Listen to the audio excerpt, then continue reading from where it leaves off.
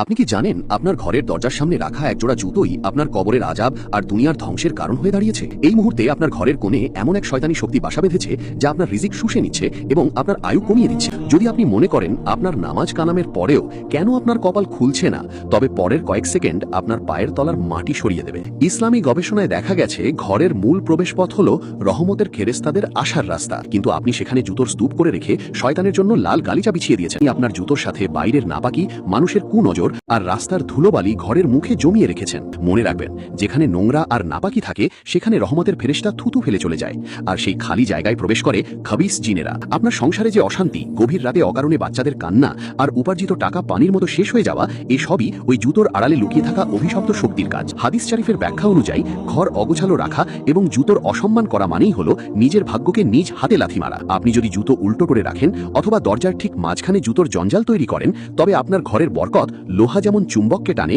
শয়তান তেমন আপনার সুখ টেনে নিয়ে যাবে। কিন্তু আপনি কি জানেন, জুতোর নিচে যদি একটি বিশেষ ধরনের কাদা বা নাপাকি লেগে থাকে, তবে সেই ঘরে বসবাস করা প্রতিটি মানুষের ওপর জিনদের নজর পড়ে। এবং জুতো রাখার এমন একটি ভুল আছে যা করলে আপনার আপন মানুষটি আপনার জানের দুশ্মন হয়ে যাবে। সেই ভয়ঙ্কর ভুলটি কি যা আপনি প্রতিদিন করছেন? এবং কোন পদ্ধতিতে জুতো রাখলে আপনার ঘরে 7 আসমান থেকে রহমত নামবে এবং আপনি রাতারাতি অভাবমুক্ত হবেন?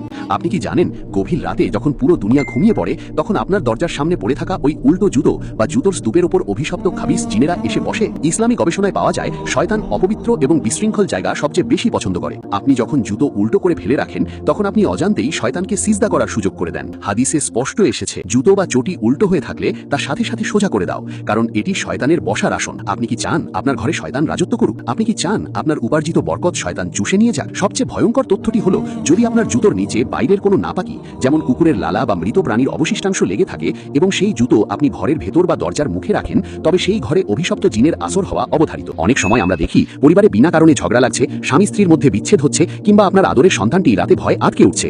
এর মূল কারণ হলো ওই নাপাকি। রহমতের ফেরেশতারা সেই ঘরের চৌকাঠেও পা রাখে না, আর ফেরেশতাহীন ঘর মানেই হলো শয়তানের আড্ডাখানা। আপনি যদি চান আপনার ঘর থেকে অভাব চিরতরে দূর হোক এবং আপনি দ্রুত ধনী হতে পারেন, তবে আজই 3টি কাজ করুন। প্রথমত, ঘরের মূল দরজার সামনে কখনোই জুতোর জঞ্জাল রাখবেন না। জুতো রাখার জন্য দরজার একপাশে একটি ঢাকা ক্যাবিনেট বা বক্স ব্যবহার করুন, যাতে জুতো বাইরে থেকে দেখা না যায়। দ্বিতীয়ত, ঘর থেকে বের হওয়ার সময় এবং ঘরে ঢোকার সময় বিসমিল্লাহ বলতে ভুলবেন না। আপনার এক বিসমিল্লাহর কারণে শয়তান আপনার দরজায় তালা লাগিয়ে ফিরে যেতে বাধ্য হবে। তৃতীয় এবং সবচেয়ে শক্তিশালী সমাধানটি হলো, রাতে ঘুমানোর আগে আপনার ঘরের কোণাগুলোতে সামান্য লবণ ছিটিয়ে দিন অথবা সূরা বাকারা তেলাওয়াত করুন। কোরআন ও হাদিসের আলোকে এটি প্রমাণিত যে ঘরে সূরা বাকারা পড়া হয় সেখান থেকে শয়তান 3 দিনের জন্য পালিয়ে যায়।